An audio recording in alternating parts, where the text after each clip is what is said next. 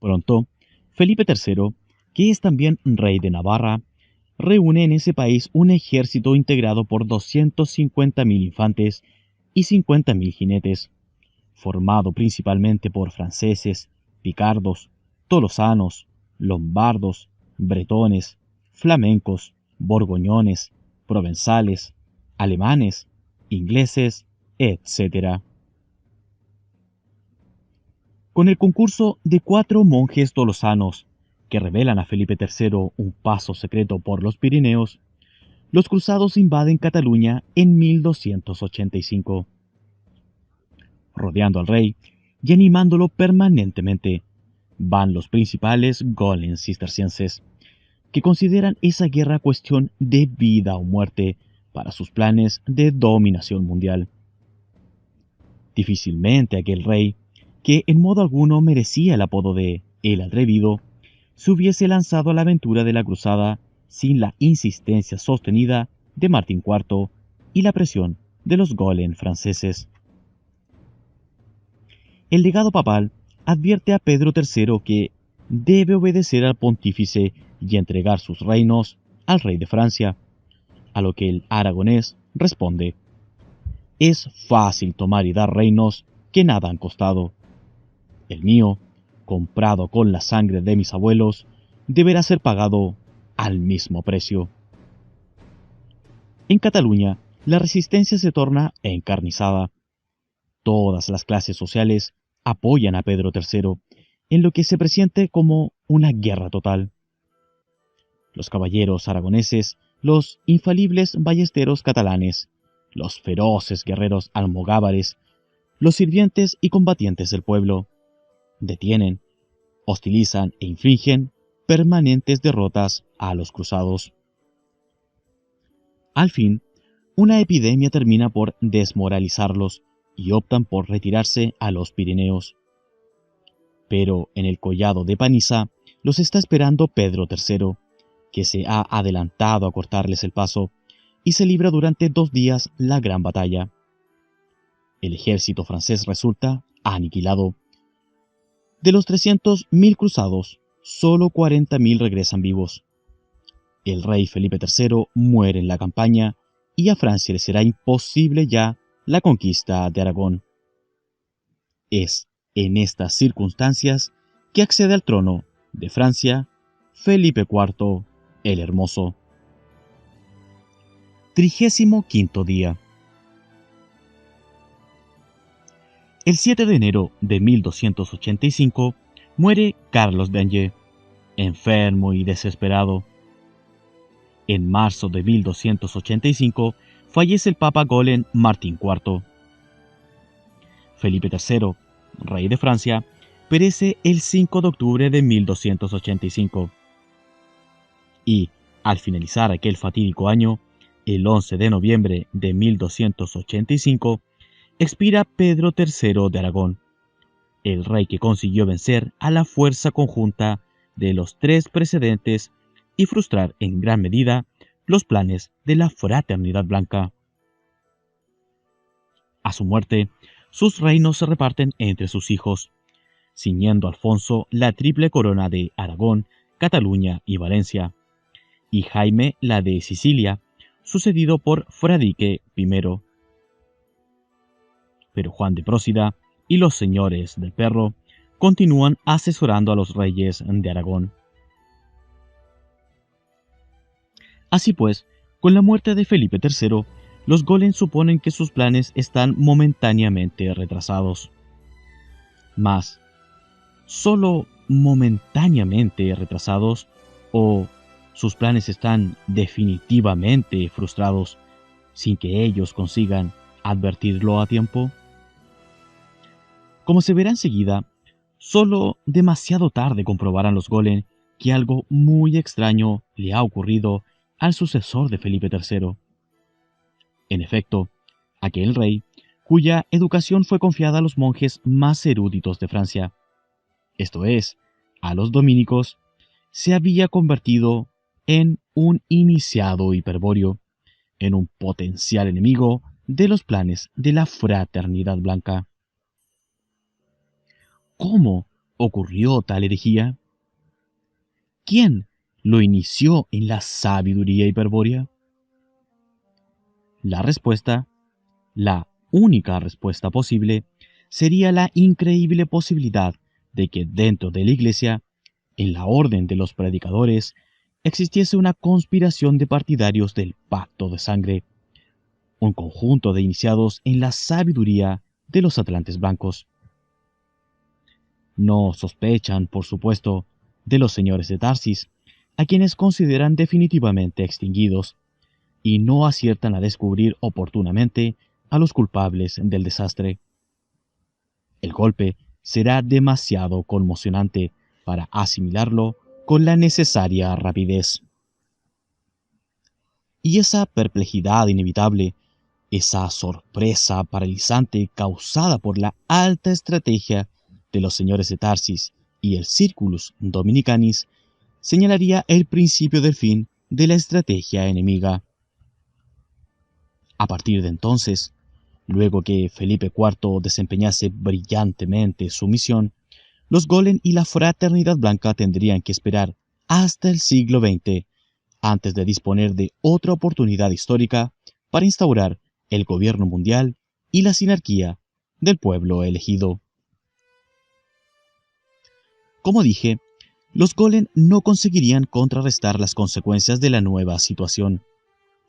Habían maniobrado por varios años para fortalecer en Europa a la Casa de Francia, y de su seno le surgía un rey hostil a la hegemonía papal. Habían cedido el terreno de la enseñanza académica a los monjes dominicos, y resultaría que entre ellos estaban infiltrados los enemigos del Dios Uno. Y, lo que era peor, a aquella orden de predicadores se les había confiado el Tribunal del Santo Oficio, encargado de inquirir sobre la fe. Hasta entonces, la Inquisición les permitía eliminar o neutralizar oposiciones bajo la amenaza de la acusación de herejía, pero, y esto lo asumían claramente, los mayores herejes eran ellos.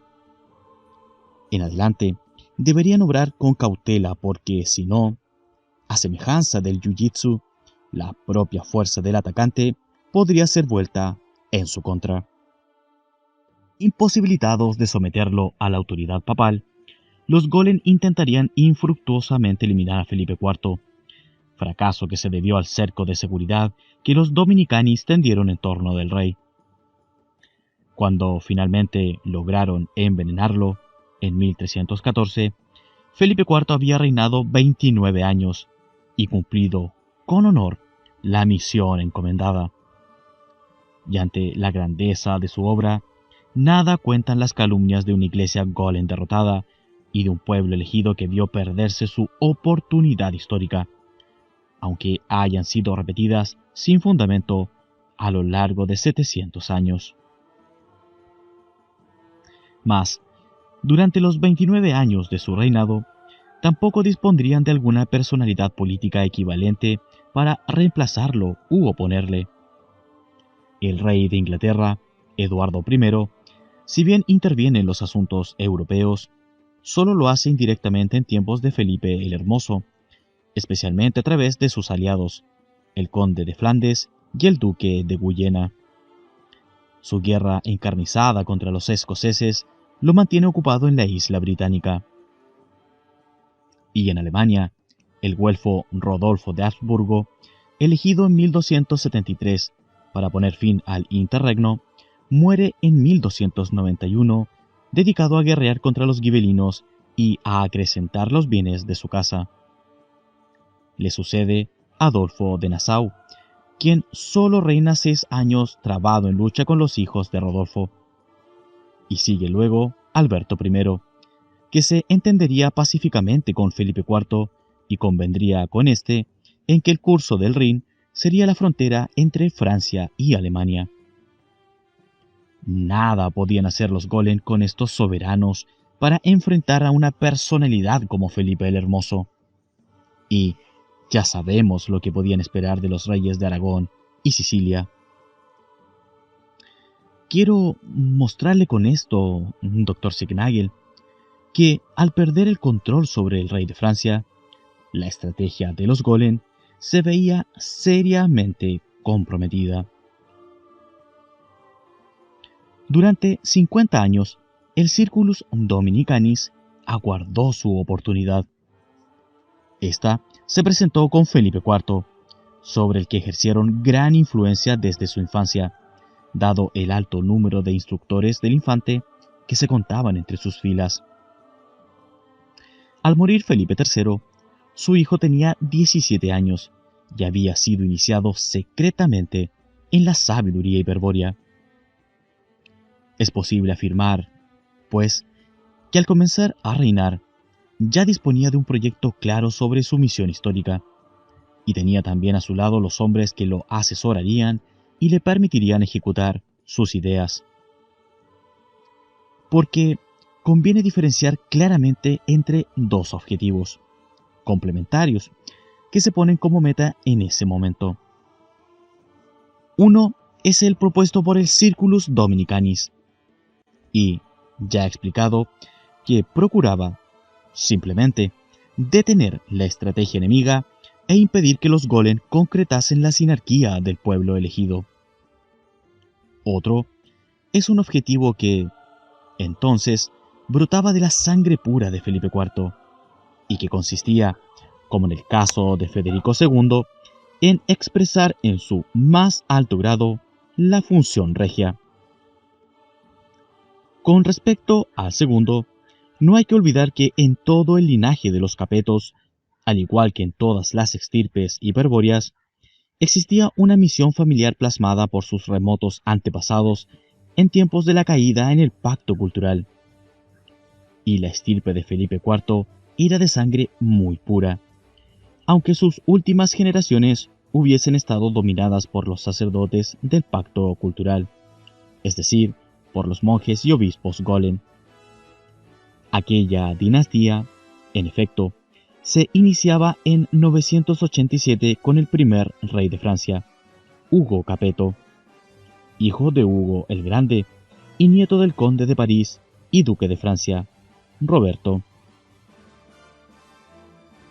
Este era, a su vez, hijo de Roberto el Fuerte, miembro de la Casa Real Sajona, investido por Carlos el Calvo, nieto de Carlomagno, con el título de Conde de Anjou, para que con sus tropas germanas detuviese los ataques normandos. En Felipe IV renacía así, como había sucedido con Federico II, un fruto que procedía de una misma raíz racial sajona y que se había desarrollado ocultamente en el fértil campo de la sangre pura. Se verá cómo ambos objetivos se alcanzan conjuntamente, cómo la función regia, asumida enteramente por Felipe IV, deposita en la sociedad la semilla de la nacionalidad, y cómo las medidas tomadas en su gobierno, medidas basadas en la sabiduría hiperbórea, iban a causar el fracaso de los planes de la Fraternidad Blanca. Lamentablemente, Felipe IV no llegaría a ver totalmente realizados sus anhelos, por el mismo motivo que tampoco los alcanzara completamente Federico II. La época no era propicia para la aplicación integral de una estrategia que sólo podría culminar con la batalla final contra las potencias de la materia. Una época tal aún está pendiente en la historia, y quizá ya estemos entrando en ella, pero Felipe IV se aproximó bastante, lo más que pudo, a su objetivo. Y en ese hecho innegable radica su gloria. En primer lugar de importancia, los instructores dominicanis revelaron al infante en qué consistía la función regia del pacto de sangre, concepto que Federico II, 70 años antes, había comprendido claramente.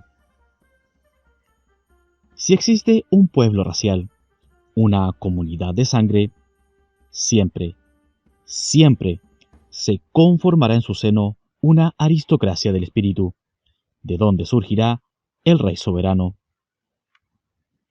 El rey será quien ostente el grado más alto de la aristocracia, la sangre más pura. Quien posea tal valor será reconocido carismáticamente por el pueblo y regirá por derecho divino del Espíritu. Su soberanía no podrá ser cuestionada ni discutida, y por lo tanto, su poder deberá ser absoluto. Nada hay más alto que el Espíritu, y el Rey de la Sangre expresa al Espíritu. Y en la sangre pura del pueblo subyace el Espíritu. Y por eso el Rey de la Sangre pura, que expresa al Espíritu, es también la voz del pueblo, su voluntad individualizada de tender hacia el Espíritu. De manera que nada material puede interponerse entre el Rey de la Sangre y el pueblo. Por el contrario, la sangre pura los une carismáticamente, en un contacto que se da fuera del tiempo y del espacio, en esa instancia absoluta, más allá de la materia creada, que se llama el origen común de la raza del espíritu. Y de aquí que todo cuanto se conforme materialmente en relación al pueblo le deba estar subordinado al Rey de la Sangre. Todas las voluntades deben sumarse o doblegarse frente a su voluntad. Todos los poderes deben subordinarse ante su poder. Incluso el poder religioso, que solo alcanza los límites del culto, debe inclinarse bajo la voluntad del Espíritu que el Rey de la Sangre manifiesta. En segundo lugar, se explica a Felipe IV la caída que los pueblos del Pacto de Sangre sufren por causa de la fatiga de guerra y los modos empleados por los sacerdotes del pacto cultural para desvirtuar, deformar y corromper la función regia. En el caso del Imperio Romano, los conceptos anteriores, heredados de los etruscos, estaban contemplados en el derecho romano antiguo y en muchos aspectos se mantendrían presentes hasta la época de los emperadores cristianos. Concretamente, sería Constantino quien abriría la puerta a los partidarios más acérrimos del pacto cultural, cuando autoriza con el edicto de Milán la práctica del culto judeo-cristiano.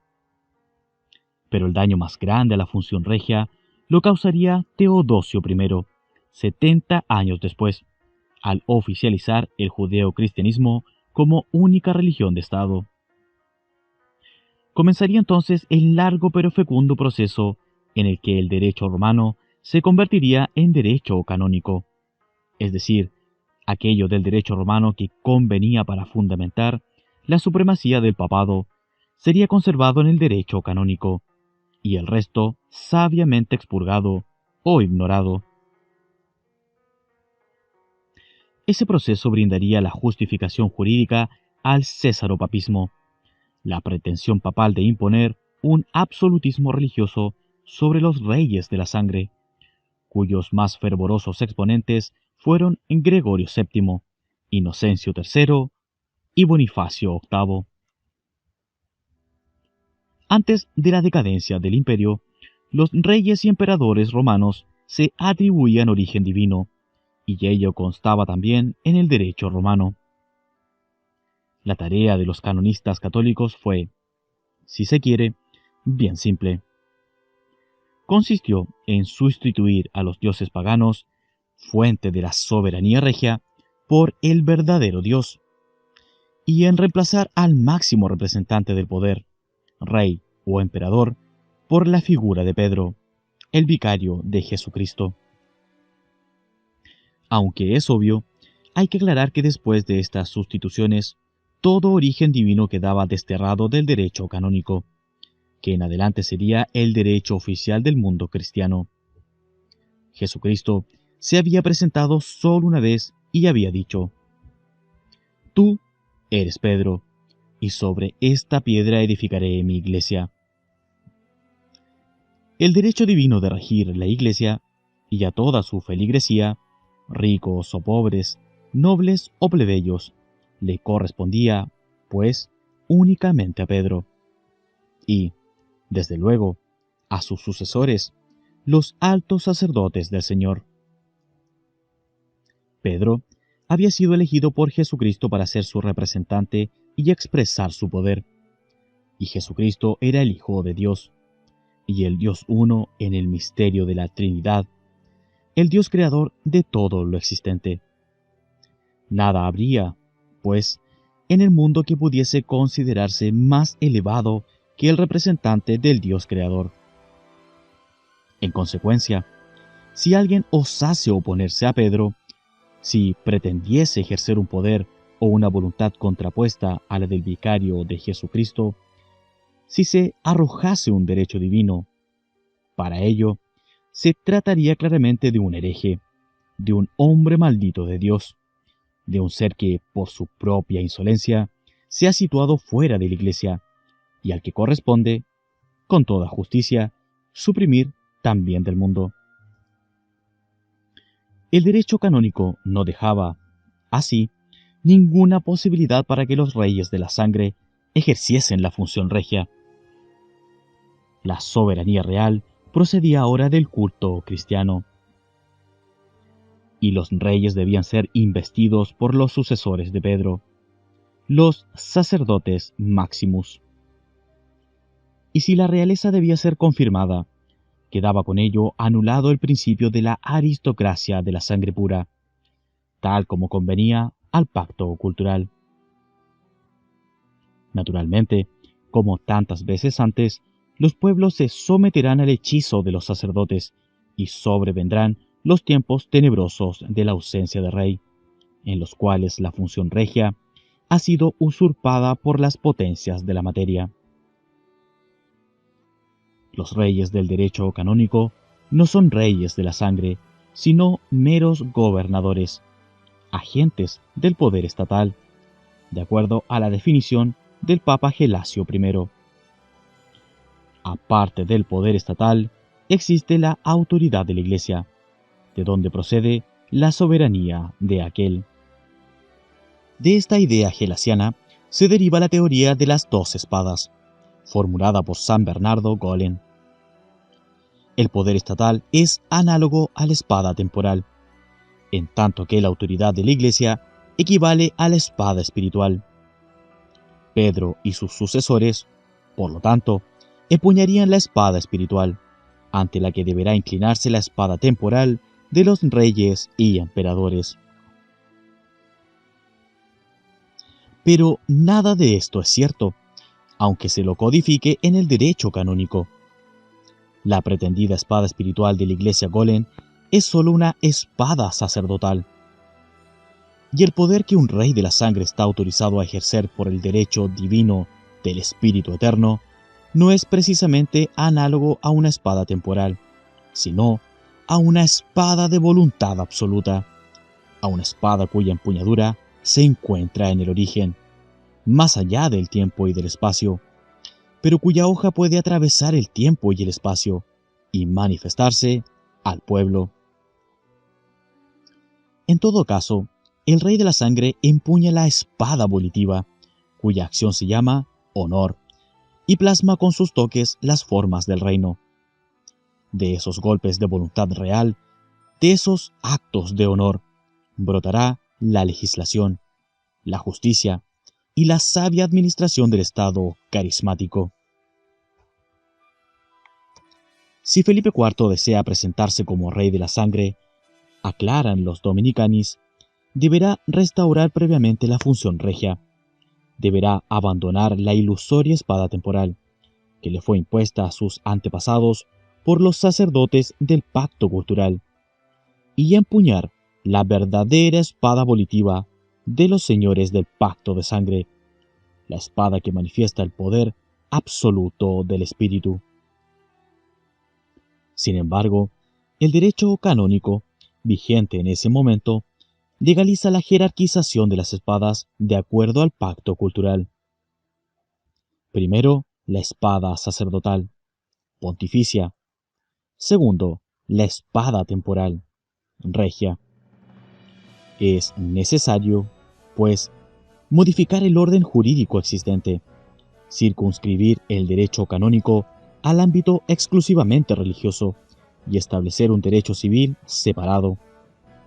La función regia exige, inevitablemente, la separación de la Iglesia y el Estado. Ahora bien, frente a esta exigencia, Felipe IV no se encontraba en la situación de iniciar algo totalmente nuevo, una especie de revolución jurídica. Por el contrario, el Circulus Dominicanis iba preparando el terreno para ello desde los tiempos de Luis IX, abuelo de Felipe IV. A partir de esos días, en efecto, los señores del perro venían influyendo sutilmente en la corte francesa para favorecer la formación de toda una clase de legislas seglares, cuya misión secreta consistiría en revisar y actualizar el derecho romano. Felipe III, el hijo de Luis IX, fue un rey completamente dominado por los golems cistercienses, quienes lo mantuvieron en una ignorancia tal que, valga como ejemplo, jamás se le enseñó a leer y a escribir.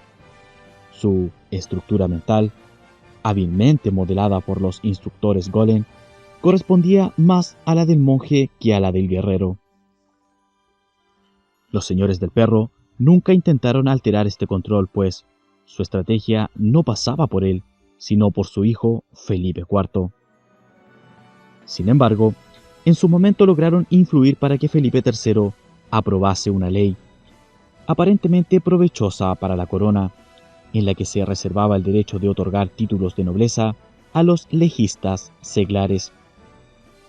Ese instrumento jurídico se hizo valer luego para promover a numerosos e importantes dominicanis a los más altos cargos y magistraturas de la corte, hasta entonces vedados a todas las clases plebeyas.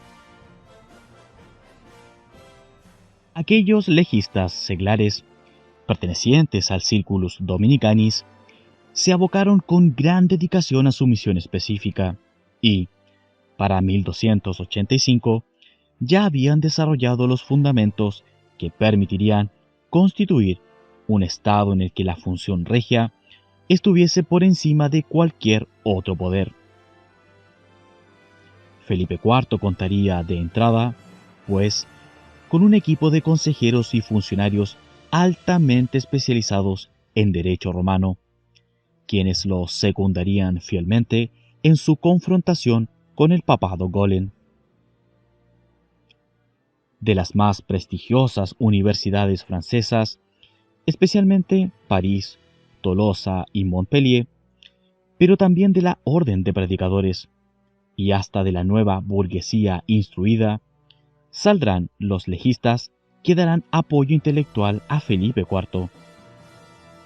Entre los principales, cabe recordar a los caballeros Pierre Flot, Robert d'Artois y al conde de Saint-Paul, a Enguerrand de Marigny, procedente de la burguesía normanda, así como su hermano, el obispo Philippe de Marigny, a Guillermo de Placian, caballero de Tolosa y ferviente cátaro, y a Guillermo de Nogaret, miembro de la familia de villanos que habitaban las tierras de Pedro de Creta y Valentina, en San Félix de Caramán. Sus abuelos habían sido quemados en Albi por Simón de Montfort, pero él profesaba secretamente el catarismo e integraba el Circulus Dominicanis. Fue profesor de leyes en Montpellier y en Nimes, antes de ser convocado a la corte de Felipe el Hermoso. 36º día. A partir de los conceptos precedentes, inculcados a Felipe IV por los instructores dominicanis, se va delineando su futura estrategia. Ante todo, deberá restaurar la función regia. Para ello, procurará separar a la Iglesia del Estado, y tal separación será fundamentada por precisos argumentos jurídicos del derecho romano. Mas, la participación de la Iglesia se manifestaba en los tres poderes principales del Estado. En el legislativo, por la supremacía del derecho canónico sobre el fuero civil. En el judicial, por la supremacía de los tribunales eclesiásticos para juzgar todo caso, independientemente y por encima de la justicia civil. y en el administrativo, por la absorción de grandes rentas procedentes del reino, sin que el Estado pudiese ejercer ningún control sobre ellas. Las medidas que Felipe IV adoptará para cambiar este último punto serán las que provocarán la reacción más violenta de la Iglesia Golem. Cuando Felipe IV accede al trono, la Iglesia era política y económicamente poderosa, y se hallaba imbricada en el Estado. Su padre, Felipe III, había comprometido al reino en una cruzada contra Aragón, que ya había costado una terrible derrota a las armas francesas. La monarquía era débil frente a la nobleza terrateniente. Los señores feudales, al caer en el pacto cultural, fueron otorgando un valor superlativo a la propiedad de la tierra, abandonando u olvidando el antiguo concepto estratégico de la ocupación, que sustentaban los pueblos del pacto de sangre. Por lo tanto, en tiempos de Felipe IV, se aceptaba que una absurda relación existía entre la nobleza de un linaje y la superficie de las tierras de su propiedad, de suerte tal que el señor que más tierras tenía pretendía ser el más noble y poderoso, llegando a disputar la soberanía al mismo rey. Antes de Felipe Augusto, 1180-1223, por ejemplo, el duque de Guyena, el conde de Tolosa o el duque de Normandía poseían individualmente más tierras que la casa reinante de los Capetos. El rey de Inglaterra, teóricamente, era vasallo del rey de Francia, pero en más de una ocasión su dominio territorial lo convertía en un peligroso rival. Eso se vio claramente durante el reinado de Enrique II Plantagenet, quien, además de rey de Inglaterra, era también soberano de gran parte de Francia, Normandía, Maine, Angers, Turena, Aquitania, Auvernia, Anis, Saintonge, Augemois, Marche y Perigord. Solo cuando Juan sin tierra cometió los errores que son conocidos, el rey Felipe Augusto recuperó para su casa la Normandía, el Angers, el Maine, la Turena y el Poitiers. Sin embargo, Luis IX, compañero de cruzada de Eduardo I, devolvería a este rey inglés los feudos franceses.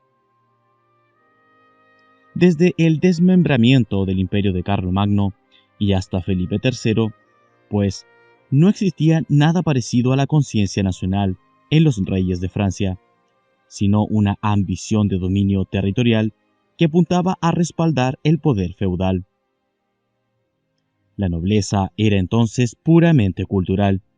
Se fundaba en los títulos de propiedad y no en la sangre, como correspondería a una auténtica aristocracia del espíritu. De manera que las expansiones territoriales de los antecesores de Felipe IV no tenían otro objetivo que la obtención de poder y prestigio en la sociedad feudal. De ningún modo esas posesiones hubiesen conducido a la unidad política de Francia, a la monarquía absoluta, a la administración centralizada y racional, y a la conciencia nacional. Tales resultados fueron obra exclusiva de la estrategia de Felipe IV.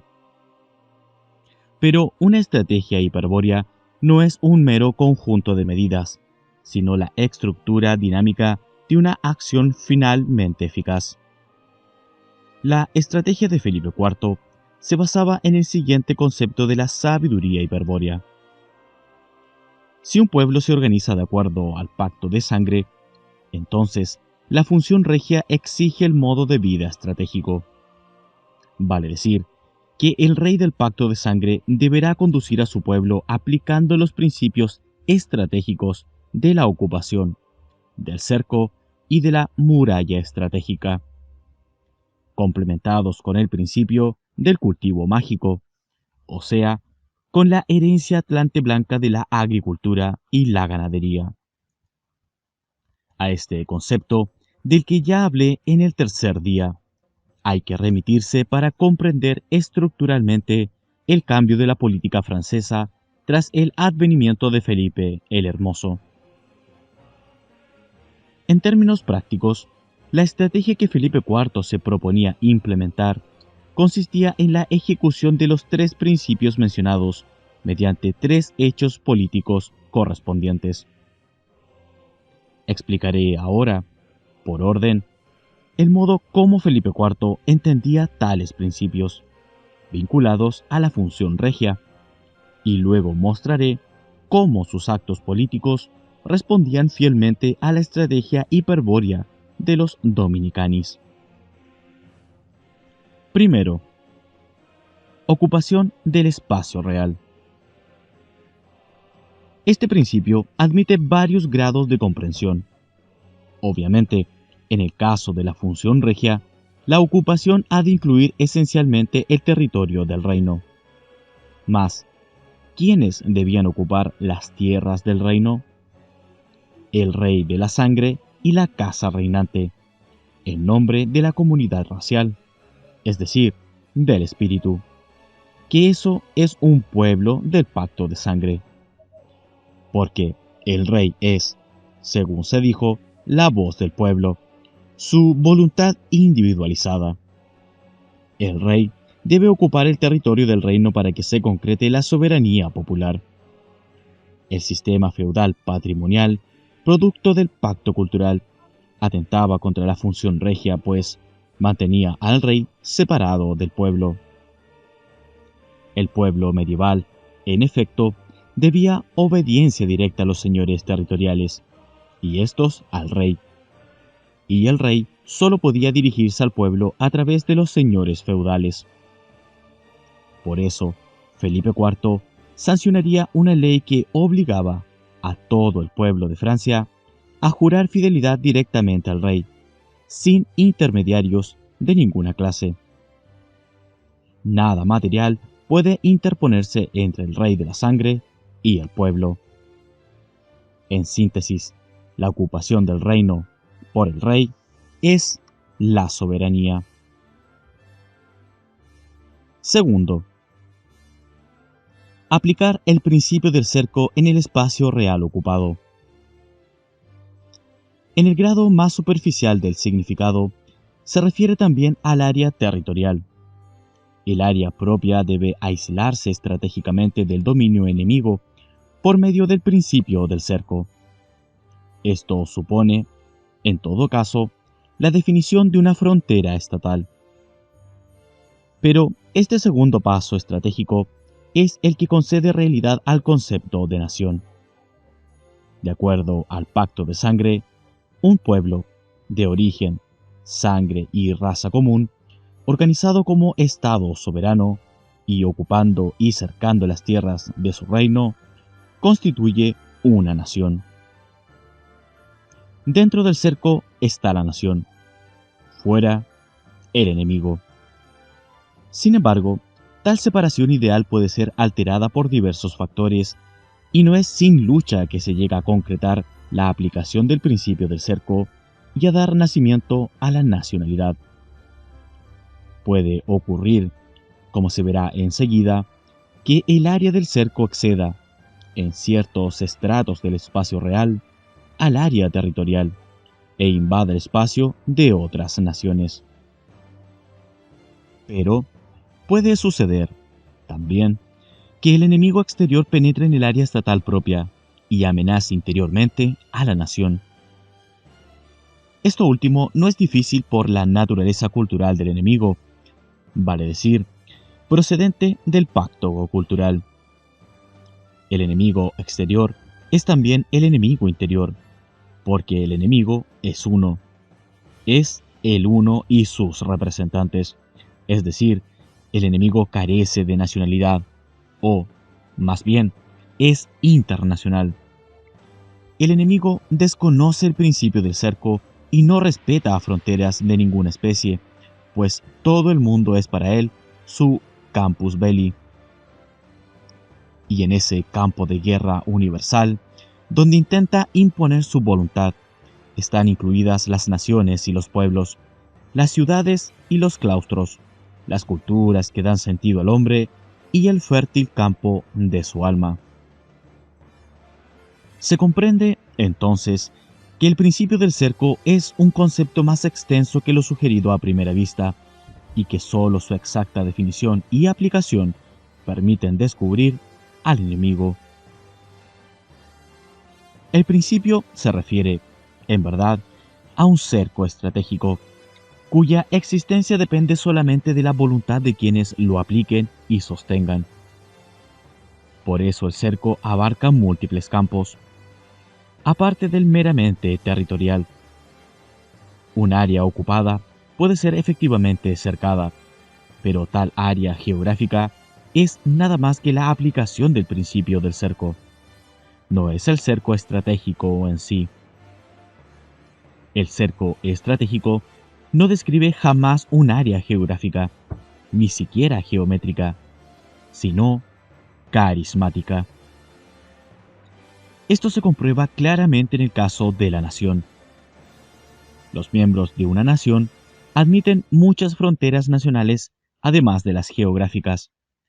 Los límites territoriales de Babilonia quizá estuvieron señalados por los ríos Tigris y Éufrates, pero las fronteras del temor que inspiraba su ejército nacional se extendía a todo el mundo antiguo. Y el mismo principio puede emplearse para señalar cualquier otro aspecto de la cultura de una nación, el cual presentará siempre un área de influencia nacional diferente del espacio geográfico estatal. Pero, y esto es lo importante, solo los miembros de una nación saben dónde empiezan y terminan sus límites.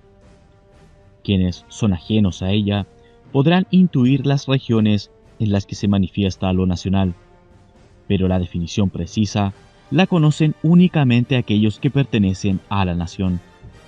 Y esta percepción, que no es racional ni irracional, se dice que es carismática. La sabiduría hiperbórea afirma que el principio del cerco determina una forma y un contenido. A la forma la denomina mística y al contenido carisma.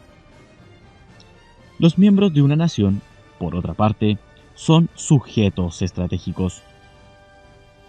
Una nación, como producto de un cerco estratégico, determina su forma mística propia, la cual es percibida carismáticamente por los sujetos estratégicos que pertenecen a ella. Toda mística, la nacional o cualquier otra, es independiente del tiempo y del espacio físico. Su manifestación es puramente carismática. De aquí que todos quienes perciben la mística, es decir, quienes se encuentran bajo el mismo cerco estratégico, adquieran idéntico conocimiento sobre su forma, sin diferencia de perspectiva. Tal unidad es posible porque todos los sujetos estratégicos poseen una conexión a priori, que es el origen común de la sangre pura. Bajo la forma de una mística, los sujetos estratégicos experimentan una vinculación carismática que los une en el origen y les revela idéntica verdad. Se entiende así el concepto de centralidad de la mística. Todo sujeto estratégico es el centro de la mística. Mas, como la percepción es carismática, no temporal ni espacial, es claro que el mismo centro está simultáneamente en todos los sujetos estratégicos. Con respecto a la nación mística, por ejemplo, hay un centro que radica simultáneamente en todos los miembros de su pueblo, los sujetos estratégicos. Cada uno de ellos proyecta el principio del cerco en cualquier campo, sea geográfico o cultural, y recibe carismáticamente la mística nacional. Y la nación es una y la misma para todos. Y ahora se comprenderá mejor, Dr. Segnagel, el carácter carismático de la función regia. De acuerdo con la sabiduría hiperbórea, si el centro de una mística nacional se corporiza en un hombre, este, sin ninguna duda, es el rey de la sangre pura, líder racial, jefe carismático, etc., de ese pueblo. El Rey de la Sangre constituye, pues, el centro fundamental de la mística del reino, que es el mismo centro que radica simultáneamente en todos sus súbditos. De manera que nada material puede interponerse entre el Rey de la Sangre y el pueblo, pues entre ellos existe la vinculación carismática en el origen común de la sangre pura. Al aplicar el principio del cerco a su reino, Felipe IV percibe la mística de la nación francesa y observa también, como por contraste, al enemigo, externo e interno. ¿Quién es el enemigo? Hay que considerar varios grados. En primer lugar, el enemigo es todo aquel que se opone al establecimiento del cerco estratégico. Quien reconoce una frontera nacional, pero no la acepta. Quien presiona contra alguna de las fronteras nacionales. En este caso está, por ejemplo, otra nación, vecina o no, pero que ejerce el poder incuestionable de expandir su cerco nacional, basado en el derecho divino del espíritu a reinar sobre pueblos racialmente inferiores y a ocupar su territorio. La polémica la decidirá la guerra, el medio por el cual se determina inequívocamente qué nación posee la mejor estrategia hiperbórea y, por consiguiente, cuál es el pueblo de sangre más pura y quién es el rey de la sangre más espiritual. Pero este es un enemigo digno, puesto que reconoce la existencia de la nación adversaria, aunque no respeta los límites de su cerco.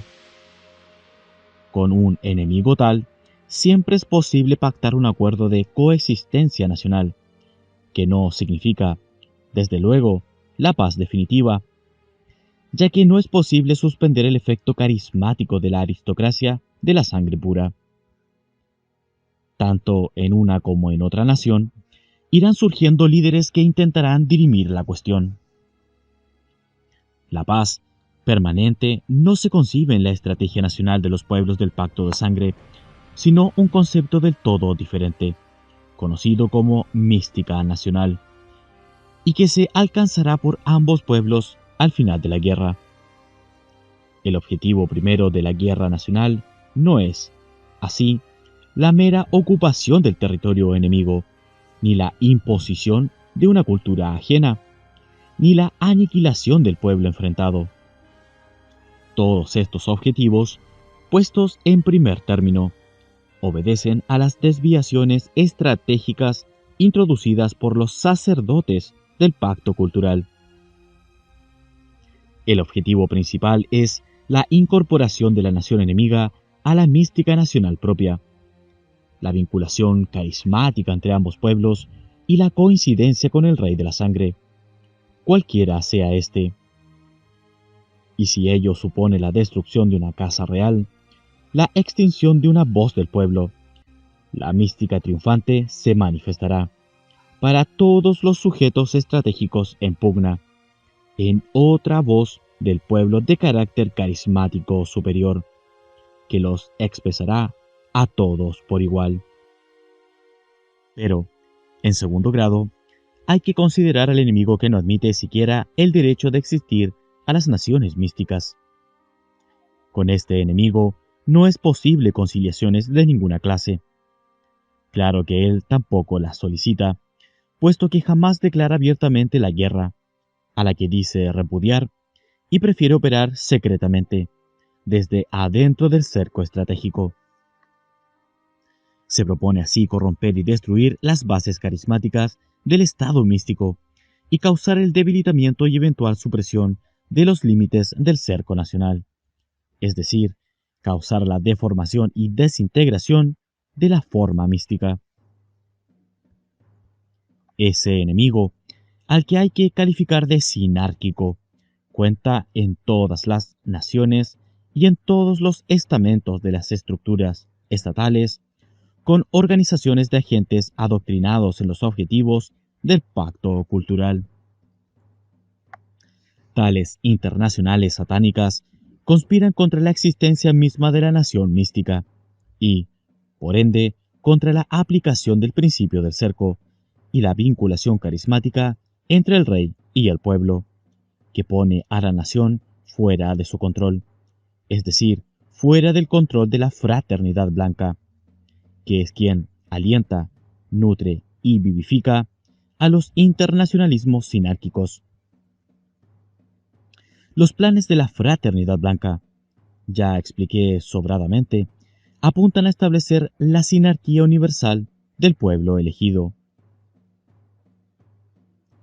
Por eso aquellas internacionales coincidían todas en sustentar los principios del pacto cultural, dirigidos arteramente a debilitar los fundamentos estratégicos hiperbóreos de los pueblos del pacto de sangre. Para quitar base ética a la realidad de la aristocracia del espíritu, fundada sobre la herencia racial del símbolo del origen en los pueblos de sangre pura, afirmaban la igualdad de todos los hombres frente al Creador, Jehová Satanás. Para demostrar que el cerco estratégico y la nación definida por él era sólo una idea mezquina, elaborada por hombres mediocres, estrechos y egoístas, que jamás aceptarían el alto ideal del universalismo, empleaban al cristianismo como instrumento para igualar culturalmente a los pueblos y los condicionaban para identificar el principio universal de poder con el Papa de Roma, quien, indudablemente, empuñaba la espada sacerdotal que dominaba a las espadas temporales de los reyes. El Papa era un verdadero soberano universal que imperaba sobre los pueblos y naciones. Frente a su grandeza y poder, la obra de los reyes de la sangre habría de aparecer a los hombres dormidos, evidentemente desprovista de carácter místico. Y la aristocracia del espíritu y la sangre sería, para aquellos igualitaristas fanáticos, una creación artificial de la nobleza, un producto de los privilegios de la sociedad feudal. Y para desprestigiar a la guerra como medio de afirmar la mística nacional, proponían la utopía de la paz. Una paz perpetua que se obtendría en todo caso si la humanidad entraba en la etapa del universalismo religioso, si todos los poderes seglares, las espadas temporales, se doblegaban ante la espada sacerdotal del sumo pontífice católico. Entonces se acabarían las guerras y los cristianos vivirían siempre en paz, lejos de las armas y los campos de batalla, y del capricho de los señores, entregados al trabajo y a la oración, protegidos por la justicia absoluta de los representantes de Dios y de su ley.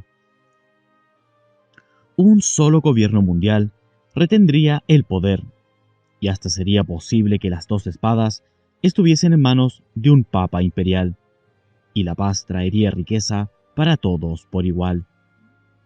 Pero esa riqueza sería administrada justa y equitativamente por una banca única, producto de una concentración bancaria o sinarquía financiera, dependiente exclusivamente del sumo sacerdote, que detentaría el poder universal. El pueblo cristiano, pues, no debía dudar sobre quién representaba realmente sus intereses y a quién se debía conceder sin chistar la soberanía universal. El ocupante del trono de San Pedro, el propulsor de la Universalis Pax, el regente de la Paloma de Israel. Contra esa civilización cristiana de amor y paz, de cultura igualitaria, se oponían las fronteras nacionales y los reyes de la sangre, y la civilización pagana del odio y la guerra, que invariablemente se producía dentro de los cercos místicos, y la aristocracia del espíritu, y los sujetos estratégicos que carismáticamente percibían y conocían los límites de las fronteras nacionales. Contra ellos lucharía sin declarar la guerra, subversivamente, el enemigo interno y externo de la nación, apoyado en sus fuerzas de quinta columna en sus organizaciones internacionales, que apuntaban, todas, al establecimiento del gobierno mundial y la sinarquía universal del pueblo elegido. ¿Y quién era, pues, el enemigo de la nación francesa? Con el asesoramiento de los dominicanis, Felipe IV determina rigurosamente la identidad del enemigo, quien se despliega en varias alas tácticas. Por orden de peligrosidad, las distintas líneas de acción eran llevadas adelante por las siguientes organizaciones. Primero, la Iglesia Golem. Hacía siglos, ya, que los Golem controlaban la elección papal y, desde Roma, dirigían el mundo cristiano. Si bien el principal enemigo propiamente dicho eran los Golem, estos se opondrían a Felipe IV como enemigo externo a través del Papa y como enemigo interno por medio de sus órdenes monásticas, guerreras y financieras. Segundo, las órdenes Golem benedictinas. La congregación de Cluny, la orden cisterciense y la orden templaria, que empleaban el reino de Francia como base de operaciones. Tercero, el pueblo elegido, con su permanente tarea corruptora y desestabilizadora. Cuarto, la banca lombarda, propiedad de las casas güelfas de Italia. Quinto, la Casa Real Inglesa, controlada por los Golem anglosajones y propietaria de grandes feudos en el Reino de Francia.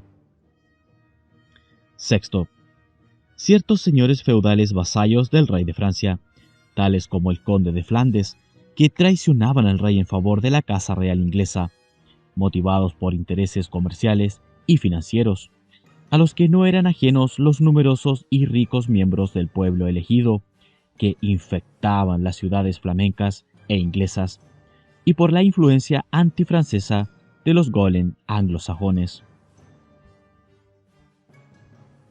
Tercero, construir la muralla estratégica. Ocioso es aclarar que Felipe IV no llegó a cumplir el tercer objetivo del modo de vida estratégico, pues, si tal cosa hubiese ocurrido, la historia de la humanidad habría tomado un rumbo totalmente opuesto y no se encontraría hoy, nuevamente, en los momentos precedentes a la instauración del gobierno mundial y la sinarquía del pueblo elegido. La aplicación del principio del cerco, cumplida brillantemente por Felipe el Hermoso, le costó la vida a manos del enemigo interno, pero sirvió para señalar el fracaso total de los planes de la Fraternidad Blanca para esa época.